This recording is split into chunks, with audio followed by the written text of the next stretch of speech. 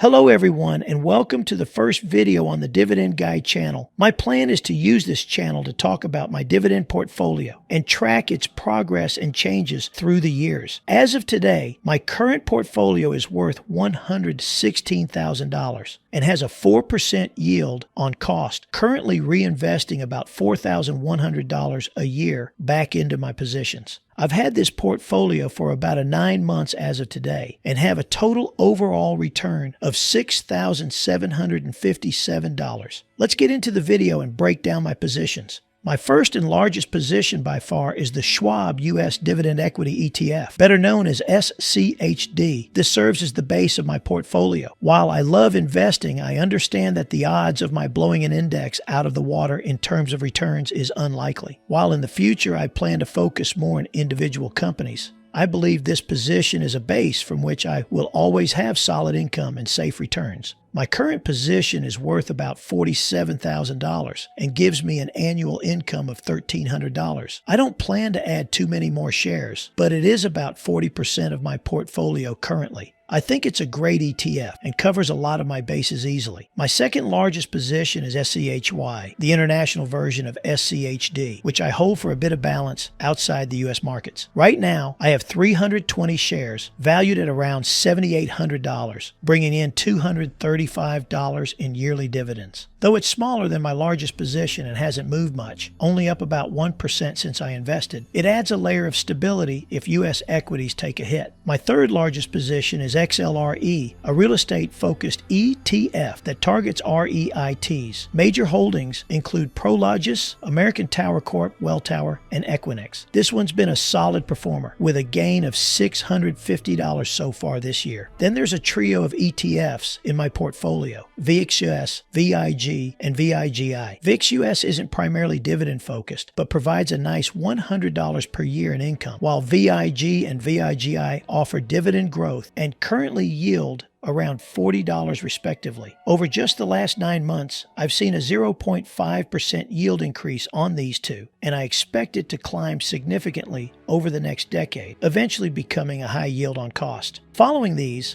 I hold a trio of income-focused ETFs, JEPQ, JEPI, and QYLD. Each has 3,000 invested, totaling about 10% of my portfolio. These give a steady income, and while there's some trade-off in capital appreciation, I'm comfortable with the higher yield they provide. Next, I have VPU, a surprising standout this year, up 22%. My yield on cost has risen about a full percentage point, with yearly income currently around $42. Beyond my core positions, I also hold VDE, which tracks the energy index and currently yields about $35 a year, followed by Realty Income, which I consider the top monthly REIT. Realty Income provides a steady $65 annually, which I see as reliable income. Then in descending order, I hold individual stocks: Microsoft, Visa, Chevron, T. Rowe Price, Altria Group, EPD, Disney, Exxon, Pepsi, Kroger, Apple, and ADP. Each of these sits around $1,000 per position,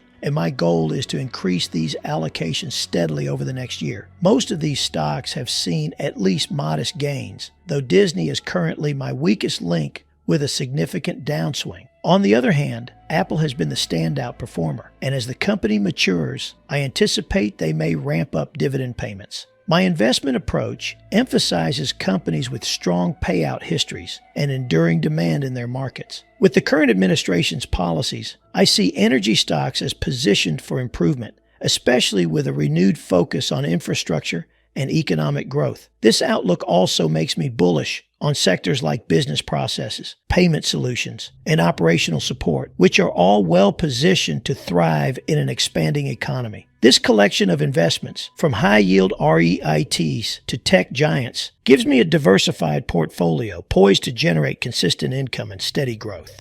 This portfolio is actually just one piece of my overall investment strategy. Most of my retirement assets are tied up in S&P 500 index funds. This primary portfolio, several times larger than this income-focused one, is geared toward capturing broad market growth. However, My primary goal for this specific portfolio is to create a reliable income stream of $50,000 by retirement. With about 25 years to go, I'm committed to reinvesting a large portion of my earnings to grow it into a stable source of retirement income. Over the past year, I've seen this portfolio increase by approximately $6,700 with an additional $3,500 in dividends. This has given me a total return of around 8.5%, which is lower than the S&P 500's performance, but expected for an income-oriented portfolio. I'm comfortable with this, as the portfolio's purpose is to generate income rather than solely growth. My focus here is on building yield on cost over time so that by retirement, it's an optimized income vehicle, even if that means foregoing some of the higher returns from traditional growth assets. This strategy is all about balancing growth with income to secure a steady stream when I need it most.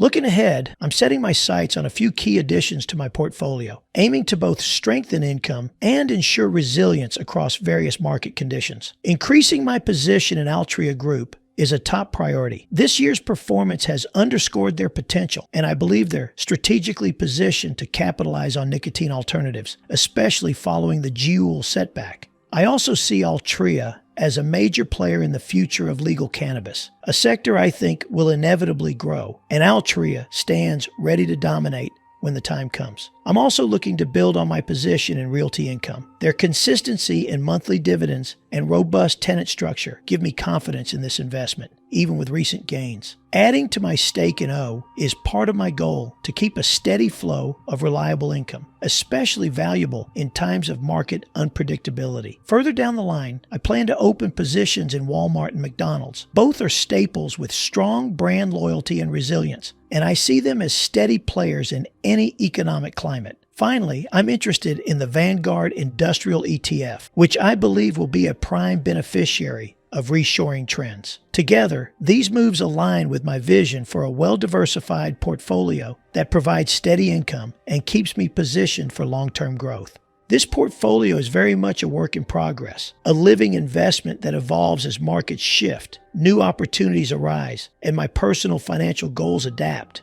It's not a finished product by any means, and like all investments, it's exposed to risks, market fluctuations, and adjustments as I see fit to better reach my long-term goals. None of this is investment advice, just my opinion and strategy as I build toward a sustainable retirement income. There's always the potential for changes, whether it's adding new positions, increasing stakes in current holdings, or adjusting based on emerging trends or unforeseen challenges in the market. With that said, that's a look at my current portfolio, which I'll be updating regularly as it progresses. Since this is my first time doing one of these portfolio breakdowns, let me know if there's anything you'd like to see done differently or any details you'd like to hear more about. I'll be doing a monthly update to track progress and discuss any new moves, along with weekly videos diving into each position to share why I believe they have strong long-term potential. Thanks for watching, and don't forget to like, comment, and subscribe for more updates.